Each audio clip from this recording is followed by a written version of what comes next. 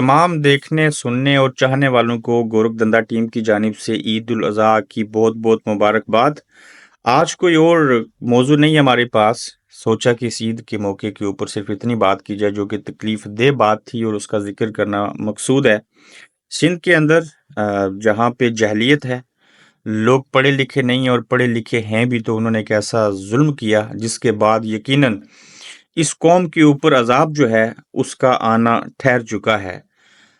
फसल के अंदर किसी दूसरे शख्स का ऊँट चला गया और उसने बदला लेने के असूल के लिए बेज़ुबान जो था ऊँट उसकी टांग काटी, और जब टांग काट दी तो मुसलमान था वो, इस्लामी जमहूरिया पाकिस्तान का मुसलमान था, और एक गैर मजहबी जो गैर इस्लामी मुल्क है भारत के अंदर से एक एहसास करने वाले जिसका ज़मीर ज़िंदा था, उसने ऊँट के लिए जो टांग है वो भेजी। आपने नीचे चीज़ें देखी होंगी कि वो कम अज़ कम चलने के काबिल हो जाए।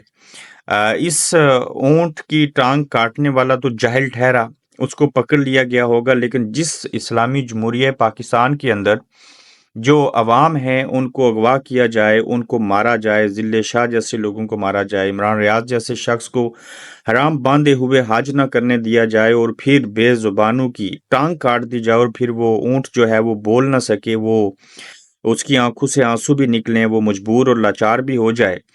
तो जो कौम मुसलमानों को मुसलमान होते हुए हराम बांधे हुए हज ना करने दे, अल्लाह के घर में ना जाने दे और फिर फसल खाने के ऊपर बेजुबान की टांग काट दे, हम ये कैसे मान लें कि उस कौम के ऊपर जो है वो अजाब नहीं आएगा? अजाब तो पहले से इसके ऊपर है, लेकिन अब अजाब उनके ऊपर आना चाहिए जो इस तरह का जुल्म और बर्बरियत करते हैं।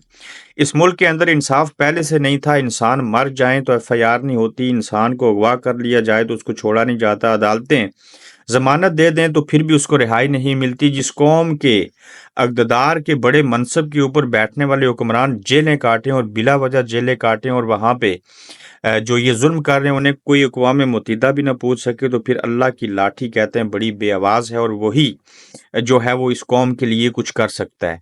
एक नहायत ही अफसोसनाक वाक़या था। ऐसे जुल्म और ज़ालिम लोगों के ख़िलाफ़ और इस जुल्म के ऊपर आवाज़ उठानी चाहिए। भारत की जानिब से जो उस ज़ख्मी ऊँट के लिए जो टांग भेजी गई ताकि वो चल सके, हम उनको खराज तहसीन और सल्यूट पेश करते हैं। वो जैसे कैसे भी हैं, इस्लाम में दीन जो है वो इंसानियत का दर्स देता है।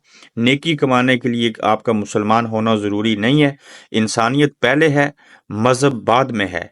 तो लिहाजा पाकिस्तान के अंदर यकीनन ये लोग जिंदा होते हुए इसी दौर के अंदर अल्लाह की पकड़ में भी आएंगे और कब्र में और रोज़े क़यामत तो इनको सज़ा और जज़ा तो ज़रूर मिलेगी। अगर वहाँ इंसानों का, जिनको अशरफुल मखलूक़ात कहा गया, उनका कोई ख्याल नहीं रखता, तो फिर जो जानवरों की टांगें काट देते हैं उनका ख्याल कौन रखेगा? और ये जानवर जो हैं, ये आज कुर्बानी का दिन है, इज़हार एक कुर्बानी करना चाहिए। ऊँट की भी कुर्बानी देते हैं। जानवर जो हैं वो अगर इस तरह के जुल्म का शिकार होंगे तो फिर आप इमेजिन कीजिए कि जिस मुल्क के अंदर इंसान और हैवान किसी के जुल्म से ना बच सकें, उसके हवाले से फिर मातम ही किया जा सकता है और कुछ नहीं कहा जा सकता। एक मरतबा फिर तमाम लोगों को ईद मुबारक। अपना ख्याल रखिएगा, फिर इंशाल्लाह आपसे मिलेंगे।